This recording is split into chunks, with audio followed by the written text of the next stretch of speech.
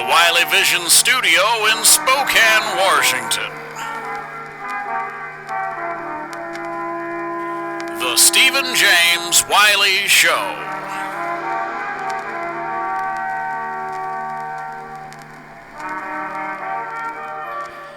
Oh my goodness, it has been many moons, 5 minutes or so, since I've been here on the Stephen James Wiley Show. Welcome to my program. I'm your host, Stephen James Wiley, and it is summertime, baby. I hope you're having a good summer. I hope you've had a good 6, 7, 8 months since I've chatted with you last. I'm excited to be back on the international airwaves of the internet and various podcasting platforms. What have you been up to? I hope you've had time with your families. School's out for a minute. It's going to be back in, 2 weeks, which is super stupid. Can you imagine being a kid in high school right now and knowing you have to go to school on August 16th or something ridiculous? Depending on what state you live in. Washington State, that's our new thing. Or at least in District 81, Spokane, Washington. But I know in Arizona, it's the same thing. It's stupid. It's dumb. There's no excuse for it.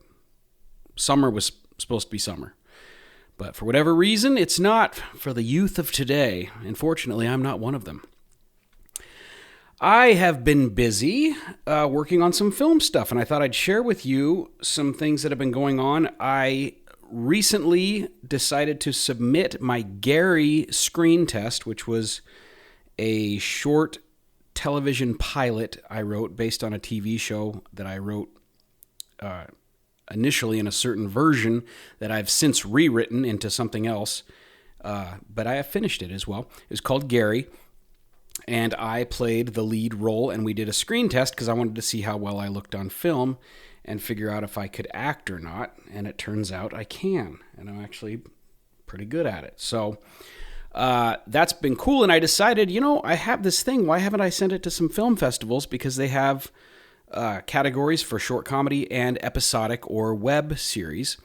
And so I have gone forth and done so in the last few months, and the fruit of that is, out of the submissions I did, I think I submitted to like 12 or 10 festivals. I got into 3, which is it's a pretty good percentage. It's a tough gig. And I got in as best nominated, official selection, right? We didn't win, but in 3 different festivals, Indie X, which we actually won Best Comedy for whatever time that was, back in 2022 or 23. It might have been 23, for our Good Neighbors short film that Molly Allen and I wrote and produced. And so that I got a semifinalist in that for web series and ensemble cast. So 2 different categories, which also means we are in the basket of, 250 films or whatever that are open to nomination for their big annual event. So that's cool. And that happened in 2 other film festivals in Los Angeles, the Indie Shorts Fest and the International Short Film Festival. They're fun things.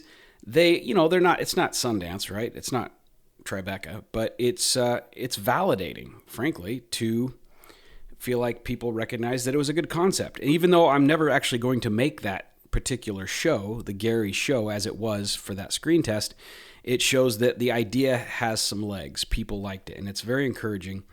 And then my friend Molly came to me, over a year ago. She was working on the set of her Uncle John Travolta's movie Propeller, One-Way Night Coach, where he cast his whole family in it. You can watch it on Apple Plus. It's awesome. It's very beautiful. And it's an hour long. It's very unique. Beautifully done. John directed it. Molly's in it. Her brother Tom Fridley is in it. Her mom Ellen Travolta is in it. Her aunt Annie and Margaret and Uncle Joey and everybody. They're all in the show, and it's really, really good, along with some other actors who do a wonderful job. So she was working on that, and she wrote this idea for a short film called Goodbye Cecile, that would potentially star her mom. And her and I finished it, and then we actually put it together as a stage play and submitted it to the Playwright Festival at Spokane Civic Theater, where it got, actually, we did a whole performance of a stage reading of it. It was really cool. It went really well, had a good time. And then Molly decided, let's try to make this. And she showed her mom, and her mom already knew it was good. She saw the performance at Civic Theater and realized that it really was written for her voice. And so this last Monday, on July 26th, we spent a 13-hour day at Hamilton Studio with Don Hamilton as our director of photography and his marvelous crew, and Lorna St. John, and everybody there helping us make a wonderful short film where Ellen played Cecile. Tom Fridley starred as her son, who was actually, it's fun because he's really her son. Molly was in it as her daughter. And then we brought in Aubrey Shimmick Davis, who did an incredible job as the third sibling. She fit right in. She's a pro. Really great actress. And we shot the whole thing in here in Spokane and had a really good time doing it with wonderful people. It's a beautiful collaborative process to make a film, whether it's a feature that takes days and days and days or just a short film where you try to pack it all into a day or two. Really, really fun and special, and I'm incredibly grateful. I'm a producer on it and co-writer, obviously, and Wiley Vision, my company, and then Molly Allen Entertainment. We combined our forces for our WIMO production thing that we did, and we're very pleased with the rough cut that we got to see this last week. And the rest of post-production will take a little longer, and we'll get it all put together. And then we will be submitting it to the big dogs. We'll send it out to Sundance because we're going to beat the cutoff there, and we'll see how it goes. But it turned out so good. I can't say enough about just it's special. Frankly, Ellen Travolta is a jewel. She's 85, I don't know, I think roughly 85 years old. She might be older than that. And her energy, she worked for 12 hours, you guys. It was incredible. And her energy was boundless. And her talent, she's funny as hell. And everybody else hung right there with her. It was really fun. So I'm excited to keep you in the loop on that and when you can hopefully get to see it. But that'll be a process. And with festivals, if we get it some good fortune, then the bigger ones will not let you screen it anywhere until it has premiered there because they want exclusivity. And I would love to give them exclusivity, but we'll just have to wait and see. So that's kind of what's been going down in my neck of the woods. And I'm writing I finished writing Sunday Night with Gary Bell. It's a TV show. I have a 6-episode mini first season for it. It's a solid story arc. It ends. It doesn't have to go any further. And we'll see, what comes of that. But that will take more budget than I've got. And so I've been writing a different show that I'm hoping it'll be a web series. It's called Consortium Conversations. Highbrow narratives of absurdity and nonsense. And I'm excited about this project. It will be as artsy as anything I can think of, and fun, and hopefully funny, but also beautiful to see, or at least interesting and detailed. And it's art. This isn't. It's not popcorn stuff. I want this to be very artsy, but also the stories, you realize these people might sound smart, but they're actually pretty stupid. And that's kind of the fun of it, I think, but we'll see. I have 7 or 8 episodes written, and I'm hoping to get a total of 8 to 10. And these will be 10 to 15-minute shorts that will have a host, and we'll have a whole vibe and shtick to it that's hopefully very unique. So I'm excited about that. Molly and I actually met this morning. She's going to be involved with that with me, but I got to get her acting because Molly Allen is an incredible actress, and most people don't know that. She's mostly known for her personality on the radio and on her podcast with Dave Esposito, and so I'm excited to get her acting more because she's incredible. So that's what's going on in my neck of the woods.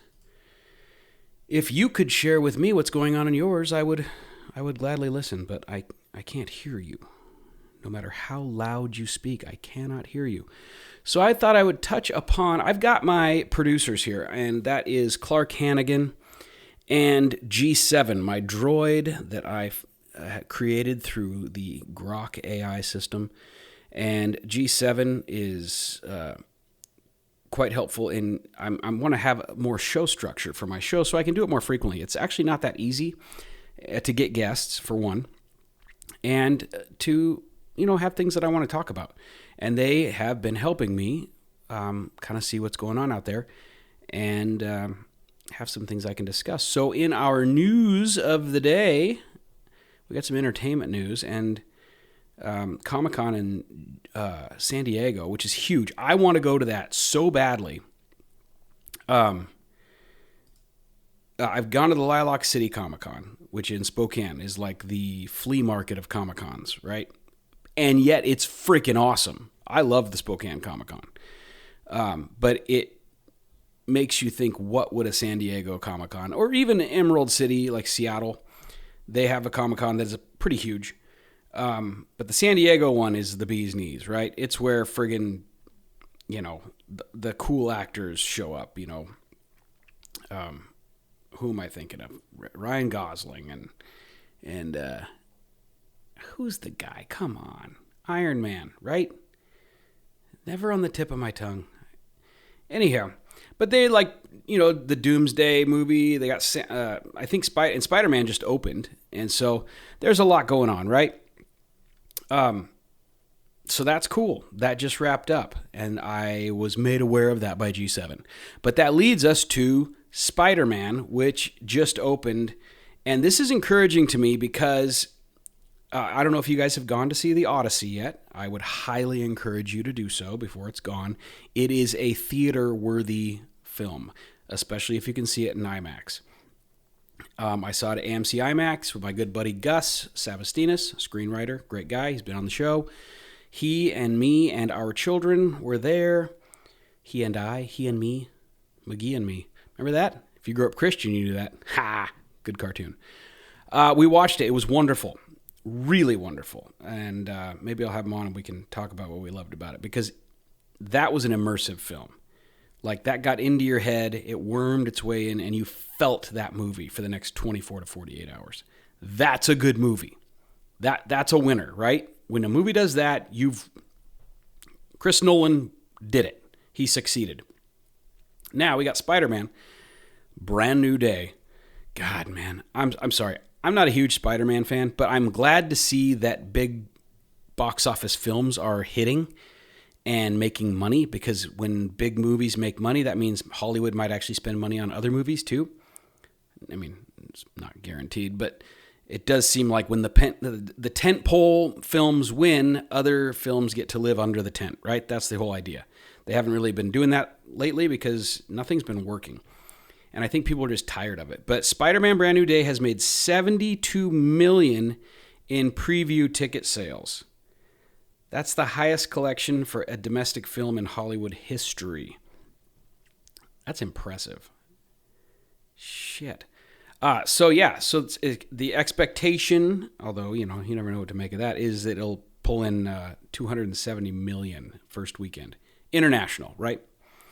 So probably $1 billion movie if all goes well. Wall Street Journal did not like it so much. I was looking at their review because I am a Journal subscriber, because I'm a capitalist, and it's pretty fucking great. But Brand New Day is not reviewed well there, but people don't care, because I think people are starving for good, big movies again. People are excited about comic book movies again. I think Marvel's Doomsday movie is going to do well. There's buzz. People are excited. People weren't excited. When Endgame hit, like, my God. Talk about a crescendo. Talk about standing on the top of cinematic Everest, looking out at the view and just thinking, sweet Jesus and Mary, it doesn't get better than this. Because the truth is, it probably doesn't for that season. That was so incredible. So incredible in my memory. It will never, never fade from my mind. What a marvelous ending to an enormous story arc. that was. And then it was inevitable that Marvel had to wander in the wilderness to start a fresh story arc, a fresh, where are we going? What's it doing? All that. And then we have to, if you want to, go watch all the movies that happened after that, which I have not done, if I'm honest. And maybe that's a generational thing too. But regardless of my feelings about Spider-Man, I'm excited that it's going to do well because I want movies to do well. Because people put their blood and sweat and tears and balls into this thing. And it, it deserves a good day. People deserve a good day in this industry who work their butts off. And so I really want this to go as well as people think it's going to go. I'm excited to hear the news. Obviously, Tom Holland seems like a good guy. He did a great job in The Odyssey. Zendaya. God, I feel like I just butcher her name. I never say it right. Anyhow, she's cool. She's a great actress, and she was cool in The Odyssey. I mean, she wasn't like dominant, but she was cool. And Tom Holland's a good actor. He just is. So there you go, Spider-Man, getting it done, baby. And then check this out. Lollapalooza is streaming today, right now, on Disney Plus. And Smashing Pumpkins. My daughter and I went and saw Rainbow Kitten Surprise in Portland. And the gal and her daughter, and I think her husband, they were all next to us. We're in the amphitheater in Troutdale. And she's at this event, and there's like 100,000 people there. And she was not excited to go, but she was going with her daughter. She's, probably 50 years old. But you can watch Lollapalooza from your home. Smashing Pumpkins are playing today. Probably a whole bunch of others, right? Kind of cool. I think it's kind of cool. I remember when Lollapalooza happened for the first time, but that makes me feel old to say it out loud. Quick hit news. Look at this. I sound like a real show. Hey, here's your quick hits for the day. Tori Spelling has abruptly exited the long-running Beverly Hills 90210 rewatch podcast with Jenny Garth after nearly 6 years. Who cares? Probably people who watch the show, though, and listen to the podcast. So, Tori Spelling. My wife and I watched Tori and Dean. Remember they had their reality show before they got divorced? Good motivation to never have your own reality show. It just seems like people end up getting divorced afterwards. So, but you know what? I don't think it's going to happen to Sly Stallone. And I love their reality show. I love that show because I love Sly. Ariana Grande dropped her new Grande. I'll have a Grande Frappuccino.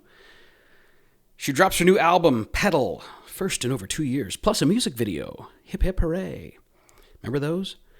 Cardi B released Who Cares? I Don't Care. God bless her. She's very entrepreneurial, but not my jam. Famous birthdays, Dean Cain, Lois and Clark. Remember that show? It's probably the best thing he made as an actor, but he seems like a good dude. Turns 60 today. Zac Brown, The Sound of Summer, if you like country music, turns 48. Yeah, so there you go. There's that. And so I don't know if you're much for looking into the sky, the stars, but we've got... we just had what's called a full buck moon, but it's August, right? And that's, my mom would always be like, it's time for the Perseids. That's what they call them. Nobody says that anymore. There's always this new way to reference things. So get a load of these new names. But it is meteor shower season. It's time. And apparently we're getting some good stuff. So we just had a full buck moon. That just sounds kind of masculine and good. Like, it's a buck moon. And a lot of shooting stars are happening. It was a beautiful full moon. I don't know if you saw it, but it was gorgeous. A very smoky one here in Spokane. But the buck moon peaked on July 29th. That was 2 days ago. And it also coincides with the Delta Aquariid and Alpha Capricornid meteor showers, offering multiple celestial events this week. The moonlight might diminish the ability to see the meteor showers. So I guess that's kind of a buzzkill. But where do they come up with these names? The Delta Aquariid and the Alpha Capricornid. I mean, they sound cool. They approach peak activity setting the stage for several nights of cosmic events. This is according to People magazine. And the full moon is a buck moon. I don't know if this just happens every year. Every July full moon is a buck moon. I don't think that. This is the season when male deer or bucks are growing new antlers. So if you're into the sky, maybe this is your season of you're going to grow metaphoric new antlers in your life. That's what this means for you. I hope you take it deep into your heart as a word of knowledge, a prophetic or inspired prediction about your life. It's new antler season for all of us, right? I can feel them growing right now. It's personal. It's none of your business. Stay out of it. I'll stay out of yours. You stay out of mine. Anyhow, if you look up in the sky late at night, you're probably going to see some beautiful, beautiful things. July's full moon is traditionally known as a buck moon. I'm going to remember that forever because I want to say it out loud. Guys, get a load of that buck moon every July for the rest of my life. I hope I live long enough to say it, 15 or 20 times. But it's unusual. Oh, hey, they say the annual Perseid meteor shower. They just said it. Okay, good. It coincides. And then the next full moon is called the Sturgeon moon. And we might get a partial lunar eclipse on August 28th. Have you noticed that the older you get, if in fact you're getting older, which, I'm not, but you might be, you don't get as excited about eclipses, the various eclipses that we, like I've seen eclipses. I went and saw the one, where everything got a little darker for a minute. And it was cool, but, nothing special happened. I didn't win the lottery. Nobody I knew won the lottery. I didn't get a boost in testosterone. It just was what it was. And maybe it meant something better on another plane of existence, but it was cool. But anyhow, my family, we all look at the sky a lot. We like the moon and the stuff, right? So, and I don't know if you watched it. I didn't watch it because I get scared. I'm mesmerized by sharks. Shark Week was last week. It just ended, right? So, I'm scared of the ocean. I think it's beautiful. I love standing next to it. I don't want to be in it. We don't know what the hell's going on in the ocean. We've explored like 2 gallons of it. There are enormous things in the ocean. And the people who like go down in their scuba gear and cameras and they're like swimming with the sharks, that's amazing to me. And I respect those people a ton. It's really cool. But I'm not that guy. I am not that guy at all. Also, in gnarlier news, but it has to be, this one really grinds my gears, if you know what I'm saying. Bryan Kohberger, the guy who killed the University of Idaho students, has asked, this is a recent headline, and his thing just hit Netflix, which I will not watch it because it'll just piss me off. But this bastard now wants to change his guilty plea because he got 4 life sentences. And he shouldn't. I mean, the guy's head should be rolling somewhere in the Palouse right now. He does not deserve to be alive. I don't care what you think about capital punishment. I don't agree with you. He should be dead right now. We take way too long to administer justice of this kind. He stole the lives of 4 people. He should be dead right now. He shouldn't get to waste a penny of tax dollars on him being alive. He forfeited his existence. And he shouldn't get to grandstand and keep his stupid face in media, keep his stupid face on the news or all over the internet. He's getting off to it. He's a piece of human garbage, and he should be dead right now. That's all I'm going to say. Because it's disgusting. It's not justice. 4 life sentences is not justice. We should, how much money that is in taxpayer dollars? That's like, if he lives another 40 years, which he very well could, that's like $2 million to keep him alive. In many cases, with free dental care. No. I'm sorry. It's just, that doesn't strike me as justice. You're free to disagree with me. It's totally fine. But I don't agree with you if you disagree with me. thus our disagreement. See what I'm saying? Anyhow, that's disturbing. The guy should not have a moment. He shouldn't have his picture allowed in newspapers. He shouldn't have his picture allowed on the internet. He should just shut up and go away. But that, and because it's very close to Spokane, it's 2-hour drive to where he did this ridiculous, insane, grotesque thing. And unfortunately, as a species, we seem to find great fascination with heinous acts, heinous crimes, heinous people doing heinous things. And I'm probably as guilty of it as anybody, but in this particular case, I think he should be dead right now. But that's me, and I'm not in charge of the justice system. So there you go on that.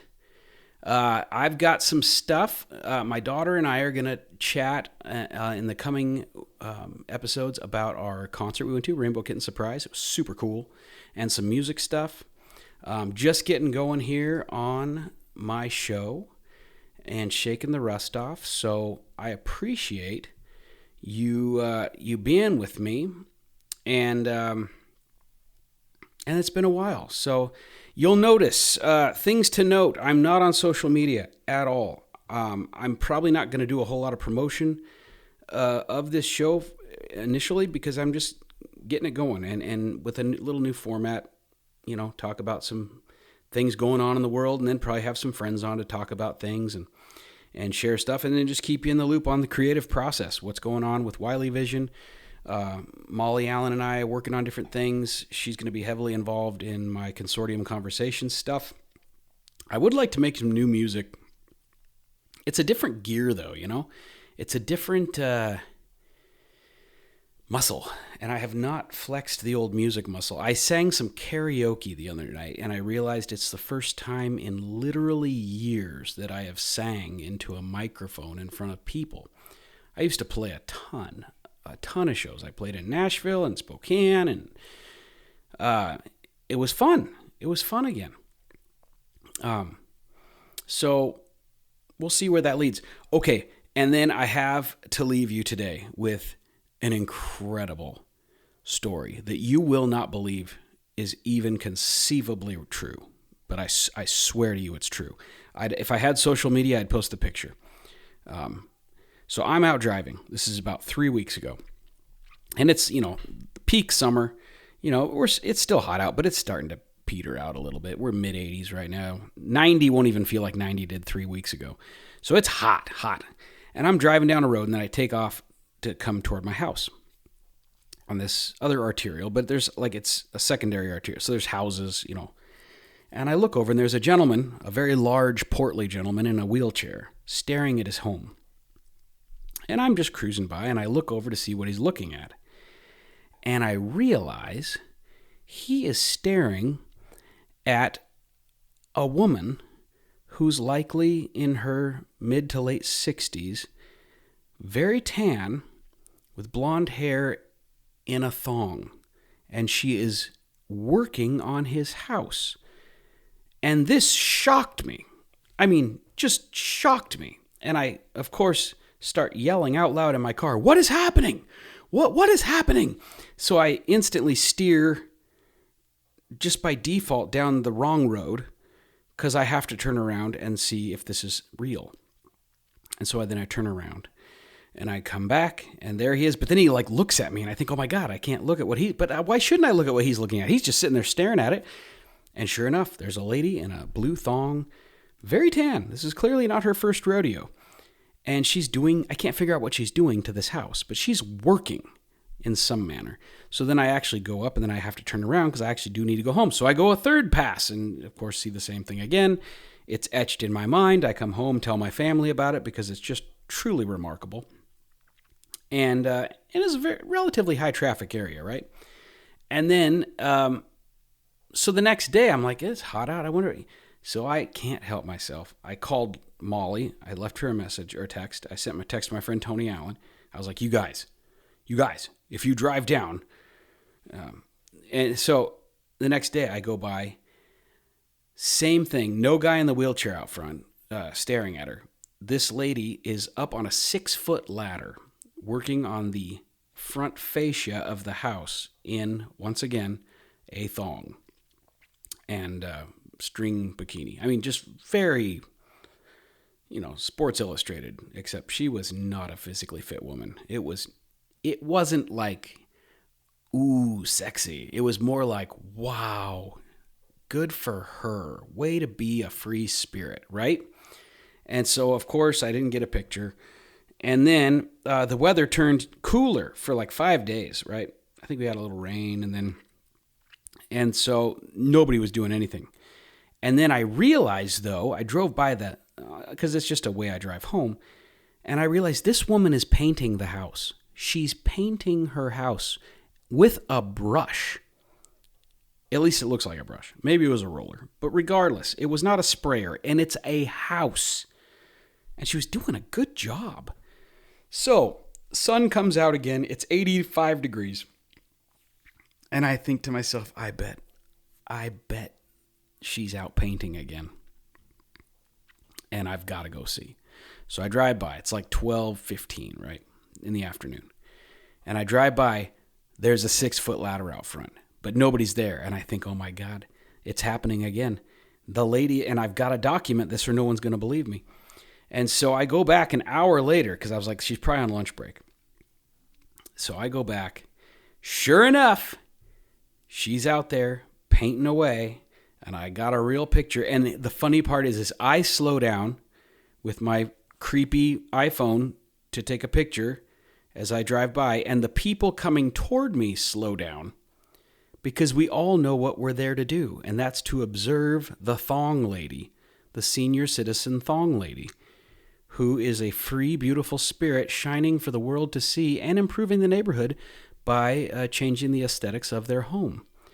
And she did a bang-up job. It's a beautiful paint job. The house looks phenomenal. They have a beautiful garage in back with a big apartment above it. It's painted. I don't even know how she got up there. That would have been something to see. It's like 30 feet high. There had to be, something. But anyhow, pretty amazing. So I just wanted to share that with you. I appreciate you being here with me today. And, man, I wish you all the love and beauty of a warm July 31st day. All right. Talk to y'all soon. Peace.